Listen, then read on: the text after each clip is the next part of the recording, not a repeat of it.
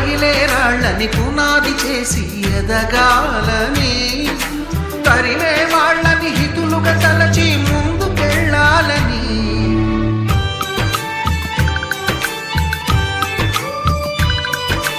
కన్నుల నీటిని కలల సాగుకై వాడుకోవాలని, కాచే నిప్పుని ప్రమిదగా మలచి కాంతి పంచాలని, గుండెతో ధైర్యం చెప్పెను, చూపుతో మార్గం చెప్పెను, అడుగుతో గమ్యం చెప్పెను. నేనున్నానని